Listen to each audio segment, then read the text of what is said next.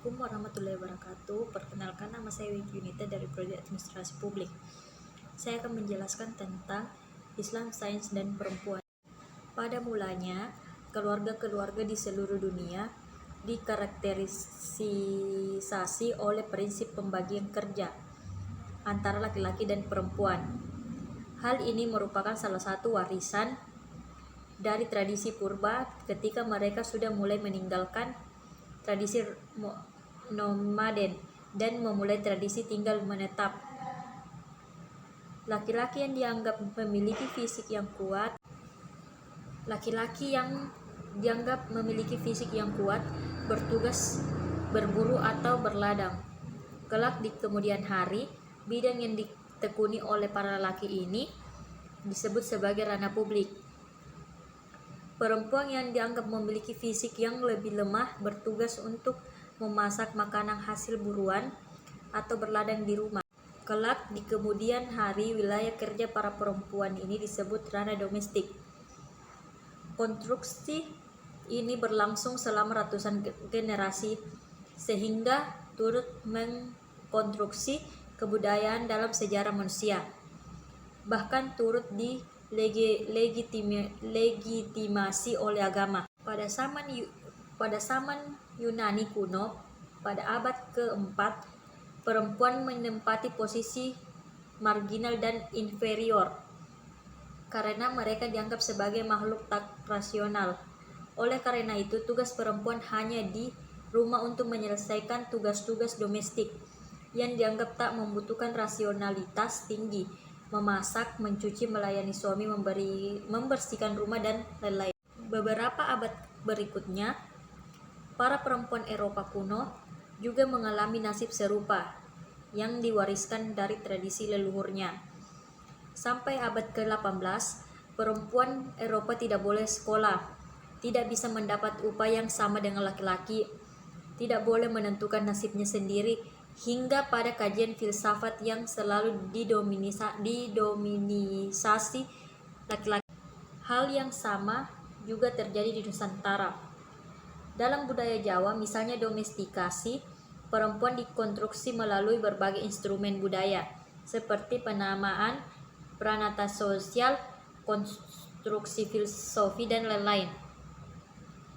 Dalam sosial masyarakat Jawa misalnya wilayah kerja perempuan indah ialah 3R atau dapur, sumur, kasur, atau 3M, masak, macak, manak.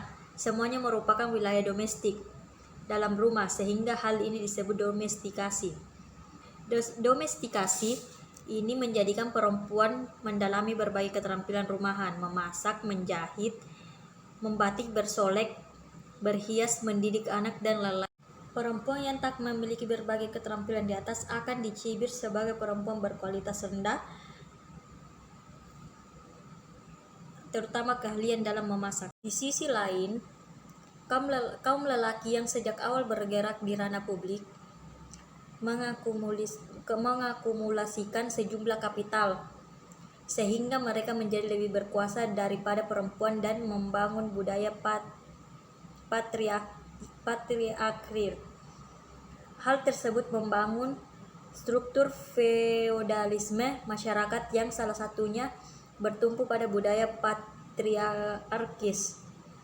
Budaya patriarki akhirnya berkembang di semua ranah kehidupan, termasuk dalam ranah pendidikan di mana ilmu pengetahuan sains diajarkan.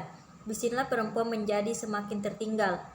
Sains dengan cepat menjadi kapital yang bisa diandalkan untuk meraih kapital lain yang lebih besar, atau ekonomi, politik, kekuasaan sosial, dan lain-lain.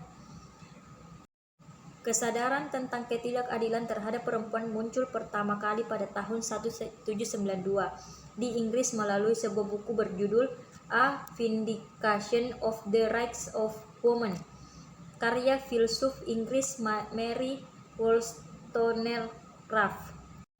Kesadaran kritis ini menginspirasi munculnya gerakan perempuan yang semakin menyebar ke seluruh dunia selama beberapa abad berikutnya. Meskipun demikian, tidak semua gerakan perempuan berakar dari pemikiran Eropa. Ada banyak kebudayaan di dunia yang tidak memiliki masalah dalam kesetaraan gender. sehingga para perempuan mereka memiliki inovasi yang tinggi dalam pendidikan dan ilmu pengetahuan. Dalam kebudayaan Islam, tradisi ta'lim merupakan praksis pendidikan yang egaliter, lintas batas kelas sosial, gender maupun agama. Hal ini menjadikan banyak perempuan di dunia Islam justru menjadi pelopor pendidikan. Salah satunya ialah Fatimah Al-Fihri, seorang perempuan kaya yang mendermakan hartanya untuk mendirikan Universitas Qarawiyun di Maroko, universitas tertua di dunia. Perkembangan gerakan perempuan diikuti oleh emansipasi perempuan dalam pendidikan, politik, ekonomi, dan berbagai ranah publik lainnya. Sebagaimana memang didorong oleh kesadaran emansipatif, tetapi sebagian juga mengikuti tren yang sedang berlangsung.